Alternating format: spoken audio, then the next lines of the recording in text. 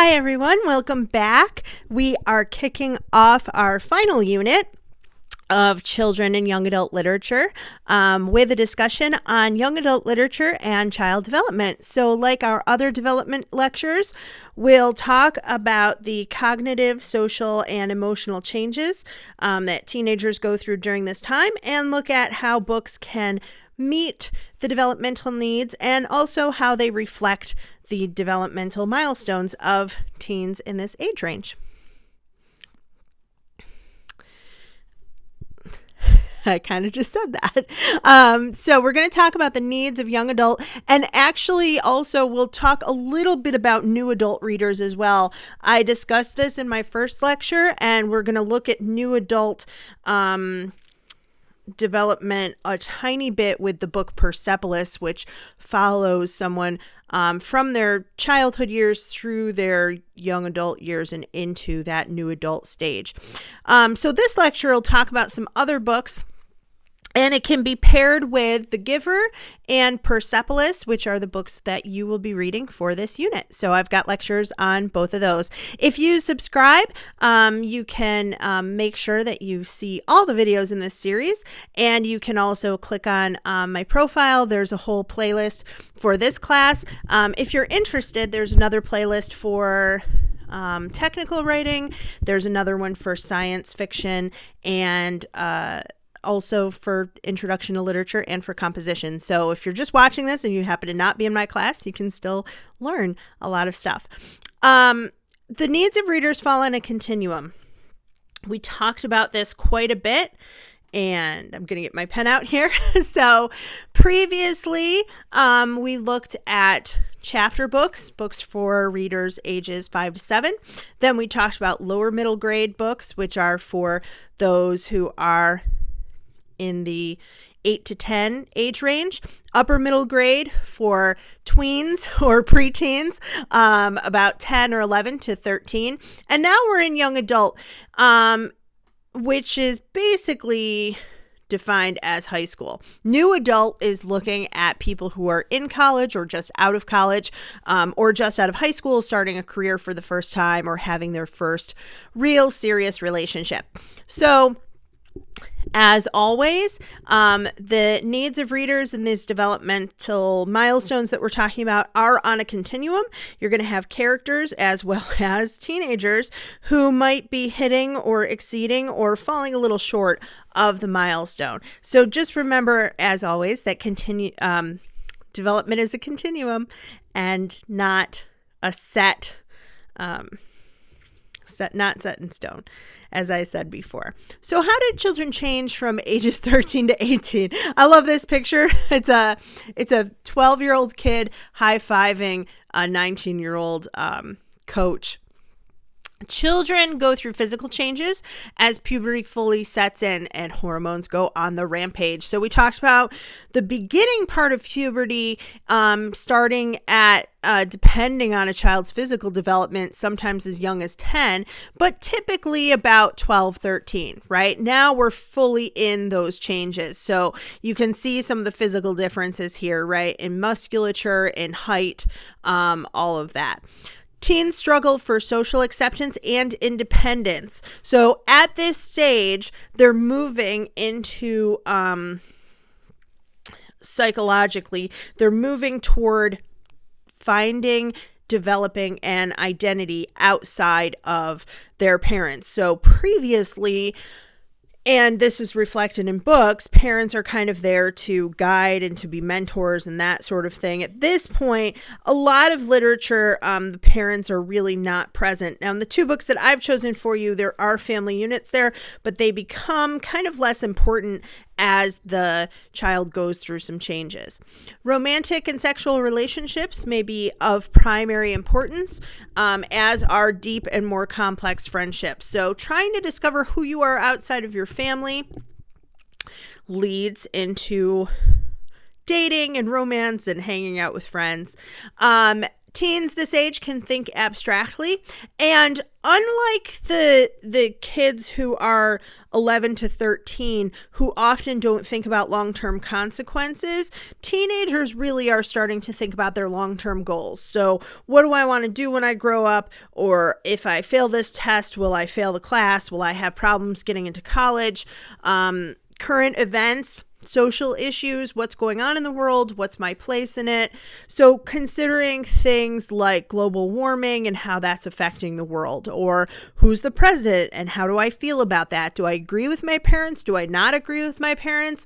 A lot more difficult schoolwork at this time, extracurricular activities, things that they've chosen themselves, much more than things their parents have chosen for them. So you might have a teen whose parents always you might have a teenager who, when they were a child, their parents always signed them up for a travel basketball team. And now they decide that they don't want to play basketball anymore. They want to try golf or tennis or something like that, right?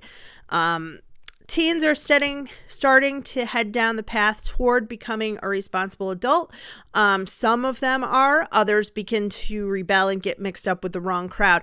However, I will say, developmentally speaking, because teenagers are pushing to find their own identity, it is not unusual and completely developmentally appropriate for a teenager to rebel in some way. Now, that does not necessarily mean getting involved with drugs and alcohol and quote unquote the wrong crowd, right? That doesn't mean that. What it can look like is mom and dad are Republicans, so I'm going to become a Democrat. Or my parents own a farm and they eat meat all the time, and I have decided that I'm a vegetarian. So the rebellion doesn't necessarily have to be a bad thing, but what I have seen developmentally is that if kids don't rebel, at some point that rebellion's coming. So if you see that a kid really being almost a perfect child from 13 to 18, never struggling against their parents, never trying to find their own identity, what'll happen is that piece of development is delayed. And then you have someone who stops talking to their parents in their 30s because their parents were maybe authoritarian and now they're rebelling from them. Or they'll go through a major life crisis at 25. Or they'll go to college and they haven't rebelled before and they kind of go crazy a little bit. Now, it's not unusual to go a little crazy at college, just in general, because you're still kind of stretching your legs, getting freedom for the first time. But what I'm talking about is like completely going off the rails. Like you never go to class and you go to every party on campus, that kind of thing. So it's not really a bad thing for people to rebel. And it can help them form their own identity. Usually, if a teenager rebels, as long as there's not actual, trauma or addiction involved, they will, they'll come back. Oftentimes they'll come back to who they were and be much more like the child they were before puberty hit. By the time they're in their 20s and 30s, have some of those similar values. Not all the time, but a lot of the time. So yeah, trying to be more independent, trying to be unique individuals. Cognitively, teenagers start to consider how the entire world works. So what's going on in the world and what do I feel about it and where's my place in the world? Mastering abstract thinking. So we talked about this with our last book, Tangerine. Tangerine is a book for older middle schoolers, but it has quite a bit of symbolism and complex plot development, motifs, things that are repeated. And by this point, teens can think abstractly, so they can take those things on in the books they're reading a little bit more. Older teens are also able to communicate like adults, so they can concentrate. They can understand both concrete and abstract thinking. They can write in complex sentences. A lot of times, teens of this age will be really interested in creative writing because they are trying to discover who they are.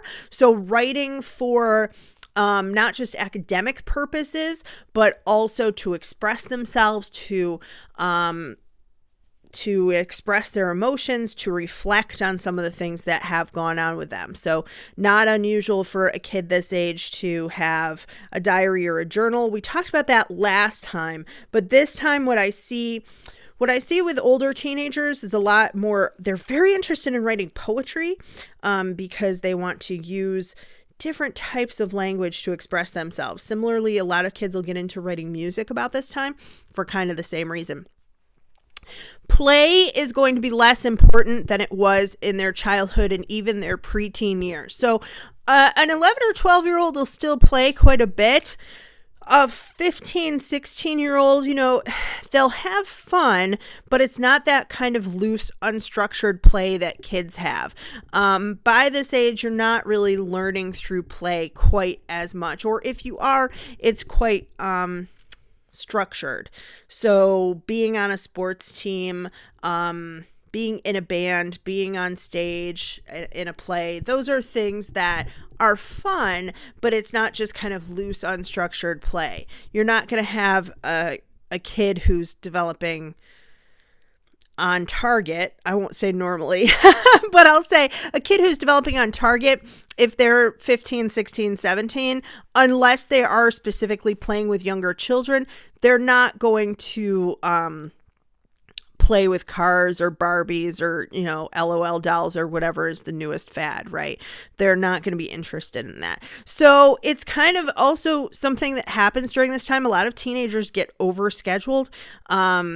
Lots of activities, lots of studying, lots of sometimes too many things. So it's really important cognitively that they still have time to rest and relax, not just kind of zoning out in front of the TV, but reading books. They can play video games, they can hang out with friends, making sure that they have that downtime to rest their very developing brains. Your brain cannot really, it needs times. Your brain needs downtime, and it needs rest and relaxation and time to kind of regroup. It's a good study tip as well. Chunk things up and give yourself some downtime. So literature and cognitive development. Oh, I forgot to put that there. That's my book for teenagers, Always Jessie. It's about a girl who is struggling with eating disorders. Really, by the time you come to young adult novels, nothing is off limits. Sex, drugs, and rock and roll.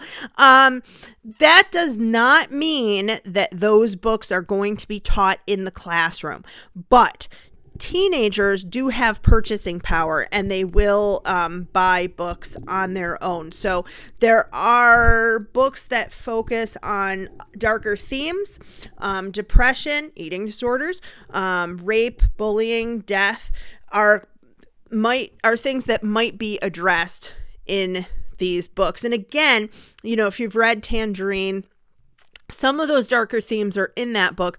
The protagonist is younger, but it kind of helps to transition 7th or 8th graders into some young adult literature. Again, it doesn't mean that it'll be purchased or read in school, but outside of assigned readings for school, teens have complete control typically over what they read. So they will go to a library if they like to read and pick something out, or they might have a Kindle app on their phone where they're able to purchase books, or they might do things like reading on Wattpad or other websites where there's a lot of content for teens about teens. And it's a really nice place for early writers to kind of stretch their legs and put some things up and so do some social networking around writing. As an adult, there's not much there for me to read or enjoy, but I've put some clips in my own writing up just for other teens for teens rather. I'm saying other teens like Jessie, for teens to kind of take a look at. In terms of structure, because teens can understand abstract thinking, a lot of YA books start to feature nonlinear plots, multiple points of view. We talked about that with middle grade books. You'll get a middle grade book every now and then, like Wonder, that has multiple points of view, but really it's not until young adult books that we start to see that. So each chapter or each section being told from a different first person point of view, more complex sentence structures, endings that are not quite so happy or hopeful. So things that end on kind of a sour note, or that at least promise more if the book is part of a series, a larger cast of characters, and then of course symbolism. With the exception of the age of the protagonist, YA books are really not that much different than popular fiction for adults. They are typically a little bit shorter. But I find that with the age of print on demand and independent publishing and people self-publishing, that really the length isn't as much hard and fast. It is among the big 5 publishers, but they're kind of losing some market share as well as we go on.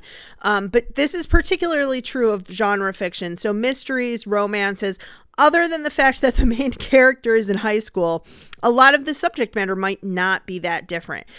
Sometimes it is because it's focusing on specifically what a teenager is going through, right? So having a first boyfriend or struggling in high school with mean girls, those kind of things. But other times in a fantasy book, a lot of this is going to be crossover literature, meaning that it appeals to both teenagers and adults. If you have a book like The Hunger Games, that's not really focusing on what life is like as a teenager as much as what life is like in a repressed society. Both adults and teens enjoyed that book, even though the main character is a teenager. So teenagers also read online texts more, again, because they have some control over it.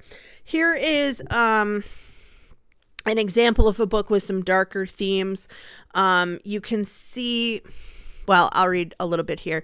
That last time, that red sky. How does a book thief end up kneeling and howling and flanked by a man-made heap of ridiculous, greasy, cooked-up rubble? Years earlier, the start was snow. The time had come for one. A spectacularly tragic moment. A train was moving quickly. It was packed with humans. A 6-year-old boy died in the third carriage. The book thief and her brother were traveling down toward Munich, where they would soon be given over to foster parents. We know now, of course, that the boy didn't make it. So what we see here is some unusual sentence structure, words that are almost more like poetry than traditional prose, the non-poetry writing that we might find in a book. We have tragedy and death, and I think this is just on the first page. So, an interesting type of book. I thought about assigning this to you, but I had some other plans in mind talking about things developmentally, and getting into the historical fiction of this would be kind of intricate. But at any rate, it's a good example of some of those changes. Some vague phrasing, lots of imagery, little bit of symbolism, and a darker theme right on the first page. You're not going to see that with a book for middle schoolers as much. Emotional development. I love that picture.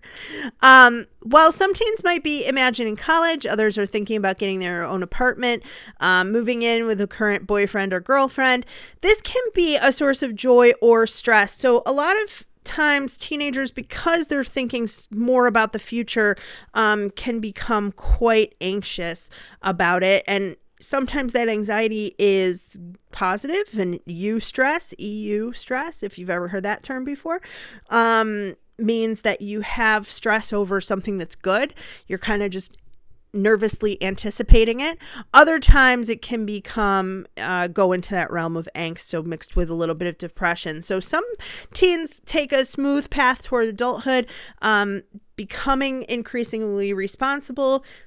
They're eager to become independent. They're looking forward to becoming more mature. Others are really terrified of the realities of adulthood. They're worried that they won't be able to do adulting. And they start making decisions with future in mind, but these decisions may not always feel right to their parents. So again, possibly a little bit of rebellion, going through deciding to go to college out of state and away from home, moving in with somebody that they're dating, those types of things. Teens may be also stressed about grades, relationships, other teenage issues, including their appearance, their acceptance in a peer group, who they are. By 17 or 18, a lot of this calms down. So there's fewer hormonal shifts and an increased sense of control. I talked about this in my lecture on middle schoolers as well. The fact that puberty lasts quite a long time, but the more tumultuous parts hits people at different times. Sometimes it hits kids when they're 12, 13, when those first surges of hormones come up, and they kind of don't know what to do. Other times it'll hit them later on as they're kind of moving toward being an adult and in some ways trying to hold on to their childhood. It doesn't mean that they don't face or struggle with emotions when they're facing a big problem. Very complex emotions. So like their slightly younger counterparts in 11 to 13. 11 to 13-year-olds will have complex emotions, but they won't quite be able to understand them. By this age, typically a teenager will understand complex emotions, be able to express or have the desire to express them. They might struggle with how to talk about them to adults, but certainly in their own peer group, they might be much more comfortable. So they might say like, oh, I was dating this guy, but I don't quite know if I really love him, but he said he loved me and he wants to take our relationship to the next level physically, and I don't know if I'm ready for that. They'll be able to kind of articulate those kind of things to a friend, whereas younger kids sometimes can't.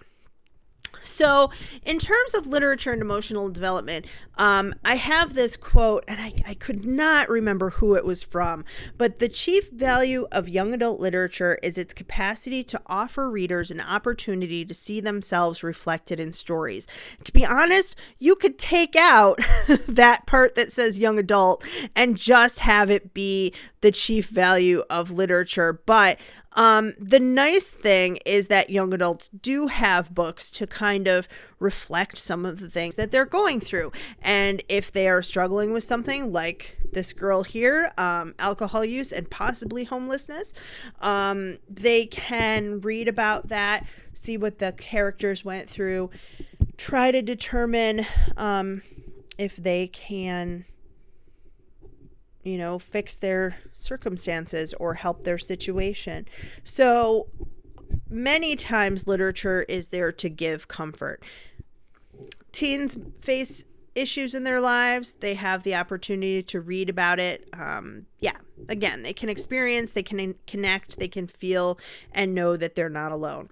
In terms of plot, emotionally, the main character often literally or symbolically moves from childhood to adulthood. And this I would like you to remember, because this is one of the main components of young adult literature. What we see in upper middle grade literature is a kid moving from childhood into moving from being a child to being a teenager. What we see in young adult literature is a child character, or a teenage character rather, moving from being a teenager to an adult. And that doesn't mean, obviously, in their age they might not be an adult, but maturity-wise, they have in some way taken on adult thoughts, emotions, or responsibilities. So when we talk about The Giver, Jonas in that book is technically 12 years old, and then he is 13 by the end of the book. But there are many ways in which he's really, the age doesn't matter, because he's becoming an adult in more ways than one. That's the one thing I like about the movie, is that they changed his age. Other than that, the movie's kind of garbage. But at any rate, books may also be emotionally complex, characters dealing with things like depression, suicide, eating disorders, war. We're going to see some of that in both of our books. So here is an example. To keep our time short, I won't read the entire thing, but here we go. Chapter 1 of The Fault in Our Stars. Late in the winter of my 17th year, my mother decided I was depressed. Presumably because I rarely left the house, spent quite a lot of time in bed, read the same book over and over, ate infrequently, and devoted quite a bit of my abundant free time to thinking about death. And then later, if you look down here, the support group featured a rotating cast of characters in various states of tumor-driven unwellness. Why did the cast rotate? A side effect of the type of group it was. So she's using, Hazel is our protagonist. She's using some language here that is pretty blatant to talk about her illness, to talk about cancer, to talk about her depression. And she's got kind of an acerbic tone, so she's a little bit sarcastic and quite witty when talking about these things. So this is just an example, the complex emotions here. She has cancer, but she meets someone, they fall in love, but at the same time, they're both struggling with this illness. That's the kind of thing I mean by complex emotion. Not that she can't express herself the way kids in some younger, in books for younger readers, but that nothing is straightforward. So we're moving out of a world that's just kind of black and white into one with a lot of different, I hate to say shades of gray because of that book, but that's the basic idea. So social development. As teens grow older, they search for intimacy, they take on leadership roles, and they may or may not, depending on the teenager, have the ability to make and keep commitments. So social acceptance of a large peer group is important to kids who are 11 to 13. By the time they're 14, 15, 16, and, up into 18, the idea is more about intimacy. That doesn't mean sexual intimacy, but I mean social and emotional intimacy. So a kid who's in 7th grade typically will want to be liked by a lot of people. A kid who's in 12th grade will maybe only care about having 1 or 2 friends, and that might be good enough for them. Or as they're looking at heading out toward college or having a career, they might really not care about peer acceptance in general, and they might just know that, hey, there's 2 people that I'm actually going to still be friends with. Everybody else I might see on social media or around town. So strong relationships, close friendships, they're less likely to move back and forth between cliques of people. So trying to, by the end of high school, they'll kind of know who their friends are, and they're trying to establish an identity in that way. By 18, a teenager has the ability to evaluate people and situations and make an independent decision rather than going along with the crowd and rather than going to their parents for help, right? So they have a situation come up. Somebody says, hey, come out to this party with us. And if they feel like going to the party and that seems like a good idea, they'll go. And if they don't feel like it, they'll tell that person, no, I don't feel like it. A lot less than a 13-year-old who, if they're invited to the party, they might be like, oh, well, which one of my friends are going and should I go? And what will people say if I don't go? That's a lot less important than just how that individual is feeling by 18. And by 30, nobody wants to be invited to a party. They just want to stay home and do nothing. That's what I've found anyway. So teens spend the majority of their free time with friends. When they're at home, they may prefer to be by themselves. A lot of teenagers as well will spend time at work. So starting to get a job either for money or to explore a career, that kind of thing. They have lots less time with family. And the emerging ability to make independent decisions, as I mentioned before, and also to compromise. While most of them might not be ready to settle with a partner, some of them might be, and at least they're dating to figure out what they like in a partner. So I want somebody who's funny, or I think that I'm pretty smart, so I'm hoping to find somebody who's smart. Or I know that I want kids someday, so I want somebody who's going to be a good father to my kids. Or I know that I want kids, so I don't want kids, so I want to find somebody who also doesn't want kids. Those kind of things. So dating can be kind of important, again, as an exploratory thing, and as part of that seeking out their identity. So who are they on their own? Who are they in a relationship? Literature and social development. I thought about that book too, The Selection, but you really have to read the whole series. It's a fun, interesting series and lots of social complexities. Stories for teenagers may feature person-to-person conflict, again, in a way that is filled with a gray area. So even when we saw person-to-person conflict in books for upper middle grade, a lot of that is still kind of black and white. Joey's teachers are not nice to him, and neither was his grandmother. The Watsons go to Birmingham. Byron is sometimes okay, but for the most part, that has, I guess, a little bit of complexity. But certainly Kenny's friend LJ is the bad guy, right? In Tangerine, at this point, if you've read Tangerine, we don't have any questions about Eric. He's the villain of the story, right? But here, a lot of times for teenagers, the bad guy might not be, if we have an antagonist or if we have a villain, sometimes if the book's not as well written, they'll be a little bit cartoonish. But other times we see why they're doing the things that they're doing. Books for teens have much more person versus society conflict. Now, in the Watsons Go to Birmingham, we saw this with segregation, but it wasn't the focus of the book. If the book was for teens, I think older teens, it would have been.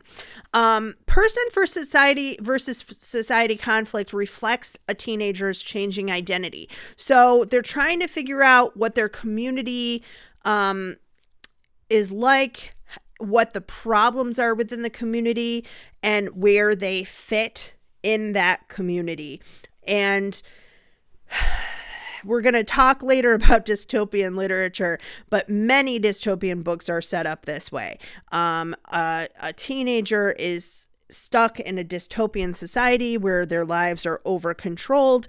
They rebel against the system and then in some way triumph. This is directly symbolic of a teenager's feeling that their life is controlled and that their life is maybe prescribed by their parents, rebelling against their parents, forging their own identity, and moving out into the world.